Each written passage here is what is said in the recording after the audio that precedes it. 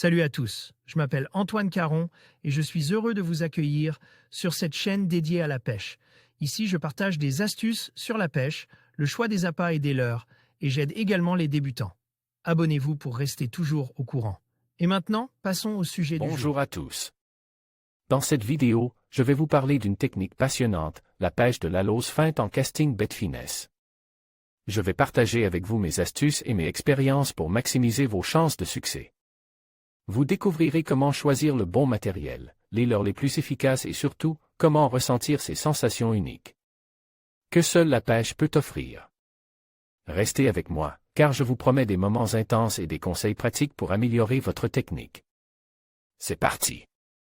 Comme chaque année, le mois de mai et les premières chaleurs signent l'arrivée des aloses sur les côtes et leur remontée dans les fleuves. Cette année, j'ai décidé de les pêcher avec une canne casting bête finesse, de manière à prendre encore plus de plaisir lors des combats. Le matériel utilisé pour pêcher l'alose en bête finesse pour la pêche de l'alose en casting, j'ai décidé d'utiliser mon combo qui me sert pour la pêche de la truite en lac de barrage. À savoir une canne au main monte avec un Blanc NFC 702 FW dont toutes les pièces ont été faites à la main, du talon jusqu'aux portes, moulinet en bois.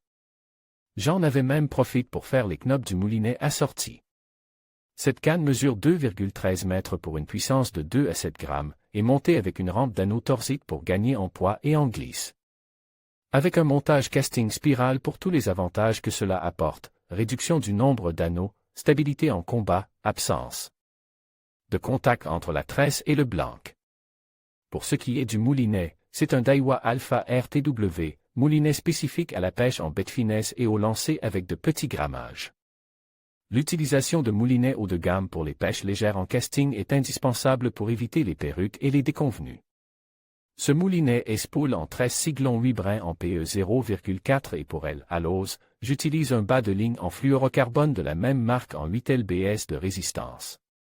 Ce qui permet de brider les poissons si nécessaire, tout en gardant une certaine discrétion. Les aloses étant généralement très lunatiques, j'utilise des agrafes afin de pouvoir changer très rapidement de leur si un banc venait à devenir difficile et tatillon. Des petites agrafes très résistantes comme les BKK Duoloc en taille 00 font parfaitement l'affaire. Quelle leurre pour pêcher l'alose en casting bête finesse? Pour ce qui est des leurres, j'utilise principalement deux types de leurres pour pêcher les aloses, les leurres souples et les jigs métalliques. Ces deux leurres sont très complémentaires, tant dans leur présentation que dans leur action de nage. En effet, les leurres souples permettent de pêcher assez lentement, en linéaire ou avec des petits coups de sion pour déclencher l'agressivité des poissons. J'utilise principalement le tout petit shad de la lande, qui offre l'avantage d'être monte-prêt à pêcher, en 4 cm, il reste une petite proie facile à saisir pour les aloses. Il possède un hameçon fin de fer très piquant, ce qui est indispensable pour pénétrer de manière optimale la bouche cartilagineuse des aloses.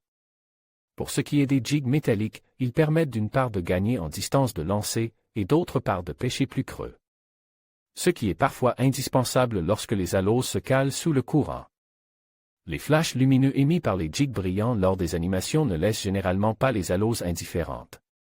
Pour ce qui est des coloris, le rose reste mon favori, même si objectivement, tous les coloris fonctionnent sur les aloses. Il ne faut juste pas hésiter à changer régulièrement dès que les touches se font plus rares. Il est fréquent que le simple fait de changer de couleur permette de rajouter quelques poissons au compteur.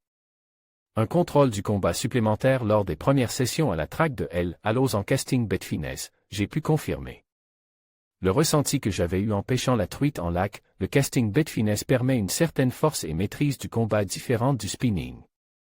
En effet, le fait de tenir fermement la canne avec le moulinet vers le haut offre un véritable bras de levier qui permet, en cas de besoin, de brider facilement une alose pour éviter qu'elle n'aille se fourrer dans des branches ou qu'elle ne frotte un caillou.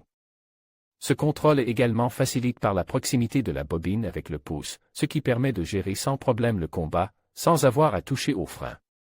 Cette gestion à une main permet également un épuisettage facilite lorsque l'on pêche seul, évitant ainsi de devoir lâcher l'épuisette pour remettre la main sur la bobine si l'alose décide de refaire un rush. En plus de ce meilleur contrôle, la pêche de l'alose en casting bête finesse offre des sensations incomparables, de la touche à la mise à l'épuisette, Tout est décuplé et c'est un véritable plaisir de combattre ces tarpons d'eau douce sur du matériel léger. En conclusion, la pêche de la lose feinte en casting Betfinesse offre une expérience unique et palpitante pour tous les passionnés de pêche. Les sensations sont garanties, que ce soit par la finesse du matériel ou l'adrénaline des combats.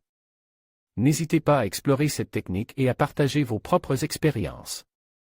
Merci de nous avoir suivis et à bientôt pour de nouvelles aventures au bord de l'eau.